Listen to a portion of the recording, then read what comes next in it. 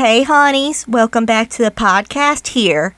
I'm your host and question mark of a person, Heather Donovan. Today we are talking about perfectionism. And let me tell you, I was already feeling personally attacked when I was doing the research on this topic. I will admit that I am a perfectionist, and looking back, I have been one for as long as I can remember.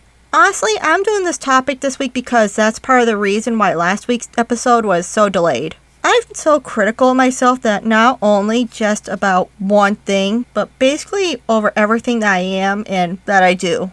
That's just one reason why I didn't start this podcast for the longest time ever.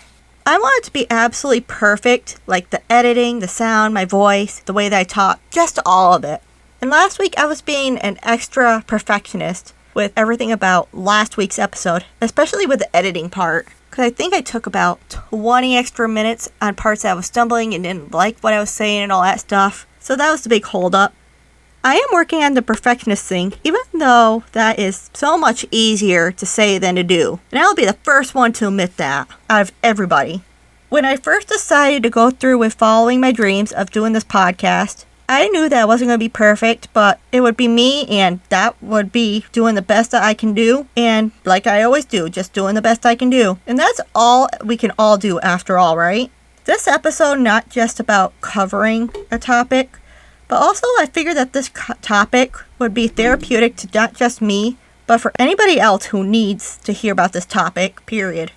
It is important to know that there is a difference between high achievers and perfectionists. While high achievers take pride in their accomplishment and tends to be supportive of others, meanwhile, perfectionists tends to spot tiny mistakes, even the littlest teeny bit, and finds imperfections in everything that they do. So what is perfectionism? In psychology, perfectionism is a broad personality trait characterized by a person's concern with striving flawlessness and perfection, and is accompanied by critical evaluations. The definition of perfectionism is the refusal to accept any standard of perfection. So what does it mean to be a perfectionist? The three characteristics are: 1. A person who strives for or demands the highest standards of excellence in work and in other areas of their lives. 2. A person who believes in the doctrine of perfectionism. And number 3, of or relating to perfectionism. Basically, people with perfectionism hold themselves to impossibly high standards. Yeah, we do. They think that whatever they do is never good enough. Facts. Perfectionism isn't all bad, though. People with this tendency often has a very different way of assessing situations, which is tied to a greater well-being. Perfectionism is only bad when it impacts your life negatively. A lot of people mistakenly believe that perfectionism is a healthy motivator, but that is not always the case though. Perfectionism can make someone feel unhappy with their lives. It could even lead to depression, anxiety, eating disorders, and self-harm. Eventually, it could also lead someone to stop trying to succeed. Mild cases can interfere with your quality of life, affecting your personal relationships, education, work, or other activities that one may have once loved to do. Perfectionism can affect absolutely anyone at any age and at any time. Ultimately, one could be driven to be overachievers and lead to an obsession with success. It can interfere with the ability to achieve it. The traits of perfectionism and how to identify them and some of the perfectionism are: number 1, they are perfectionists in all things. This is where one wants to be perfect at everything and anything. This is where one wants to be perfect at everything and anything. Number 2, they are either an all-in or all-out person. This is where one is either in something all the way or in nothing at all. They crave approval. Number 3, they crave approval. This is where one may desire or needs approval of others, no matter whom it is. Number 4, feedback makes them offensive. Perfectionists have a hard time distinguishing between a cruel comment, a joke, and one intended to help oneself to improve.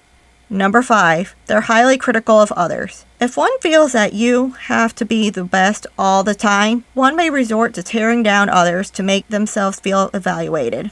Number 6, they are a big procrastinator, which I didn't realize this was one of them. But anyway, one of the core aspects of harmful perfectionism is a fear of failure. In many people, this fear manifests in avoidance behavior, such as procrastination. If you don't do the task, you can't fail at it, right? Number 7, feeling pushed by fear. Perfectionist tends to be pushed by fear, a fear of anything less than a perfectly met goal that has zero results. Number 8, they're full of guilt. If one feels that they have to be your best all the time, no matter what, any mistake, no matter how small it may be, it could seem like a significant failure. Number 9, having unrealistic standards. Perfectionists set high goals that may not be reasonable and that are even out of their reach.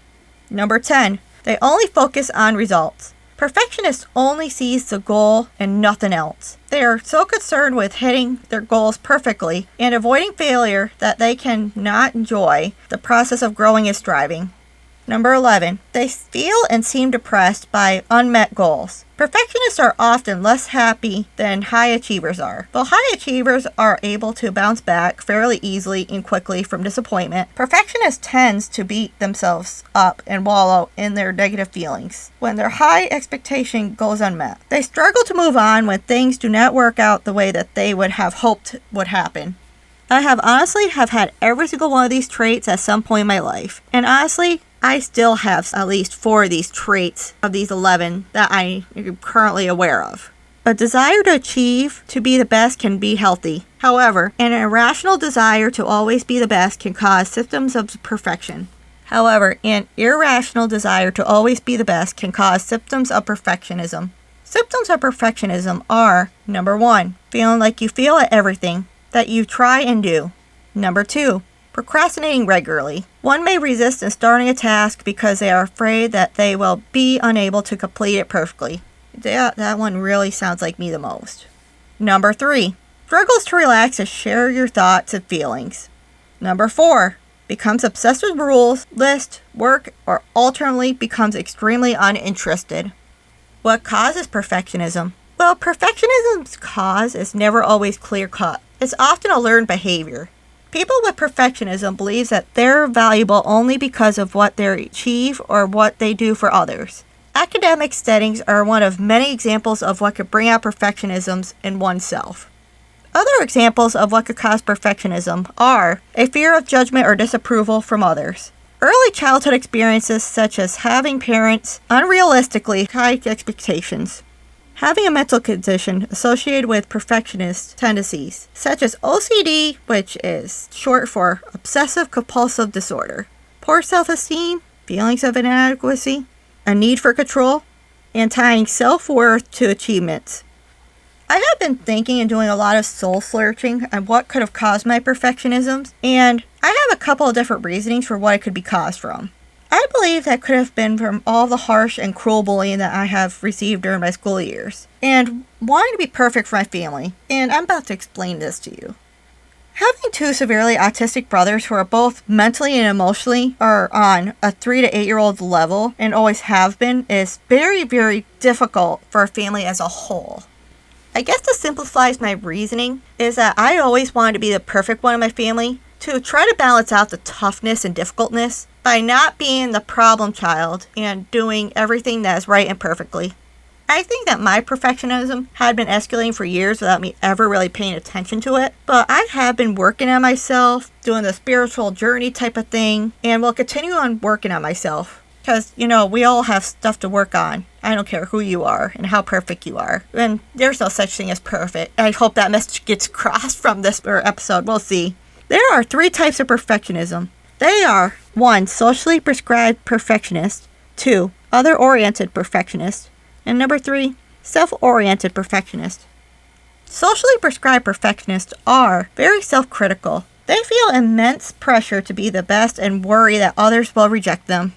Other-oriented perfectionists are perfectionists whom are other-oriented as in they hold others to high standards and can be critical and judgmental, and can leave destruction in their wake. Self-oriented perfectionists are organized and wishes to do what is right, especially to do one's work or duty well and thoroughly. They set high standards for themselves in their lives and are able to go after their goals. High self-oriented perfectionism is generally associated with the most adaptive traits correlated with greater productivity and success, including resourcefulness and assertiveness. They show high rates of positive emotion and motivation. There are some ways to overcome perfectionism. If you or someone that you know is a perfectionist and would like to reduce some of its negative impact for your life, then there are some strategies that you could try and do for yourself that includes creating an environment where you feel accepted. Engaging positive self-talk. Not comparing yourself to others. Practicing mindfulness to help you learn how to focus on the present without worrying as much as about the past or future. Focusing on the positives. Allowing yourself to make mistakes. Set more reasonable goals. Cut out negative influences. Learn how to receive criticism. Try to recognize healthy criticism. It can be helpful and can be normal because it can allow us to do better and maybe even be better. Focus on meaning over perfection. Try to shift your focus on finding meaning in what you are doing, rather than trying to do it perfectly. Become more aware of your tendencies. Take some time to pause and pay attention to your thought patterns around perfectionism. Use a technique for cognitive behavioral therapy, also known as CBT for short, such as challenging negative thoughts. And lower the pressure that you put on yourself. Be kind to yourself and practice self-acceptance by lowering unrealistic standards that you set for yourself. Now that I've personally been attacked, I hope that this segment was just as therapeutic to you, just like it was for me. So one quick announcement before we part. So I'm postponing the Q&A for a while, especially since I can't do it without any questions, if that makes sense. Besides, I already planned another topic in its place anyways, and it'll more make sense to do next week's topic that I'm planning instead of like a Q&A. So just be mindful that I do have a plan for certain things, and I will change it if it doesn't make sense. So yeah, anyways, as always, don't forget to rate, review, subscribe, and tell your favorite stranger about the podcast. You can always interact with the podcast and other listeners anytime on any of our social medias. You can converse and follow the podcast on TikTok, Instagram, and Facebook at Life as a Question Mark. You can also follow myself on my own personal TikTok and Instagram at Misty's World 2022. There is also a link tree on each of these social medias for both the podcast and my own personal social medias so that you can locate us better. The podcast also has a website now that is also located in our link tree. You can also show your support to the podcast by donating anything to help the podcast grow, no matter how big or small it is. You can donate through the PayPal link that is in every episode's show note, through the podcast website, or through Venmo that is on our link tree. All proceeds go directly towards the podcast, not all towards my personal life in case that's what you're all worried about. I am not that type of person. I could never be that type of person. And every time you make a donation, it doesn't have to be one donation, it could be multiple to the podcast, you'll get a very special shout out on a podcast episode. So let's say you make 2 or 3 different donations. You'll get 2 or 3 different shout outs for the next 2 or 3 different episodes, if that makes sense.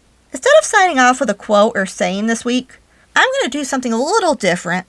I'm leaving you with 3 dedication songs that I am dedicating to you all. The first one is Perfect by Pink. The second one is Nobody's Perfect by Hannah Montana, who now goes by Miley Cyrus. And number 3 is Born This Way by Lady Gaga. So have a great week, guys, and talk to you all next week.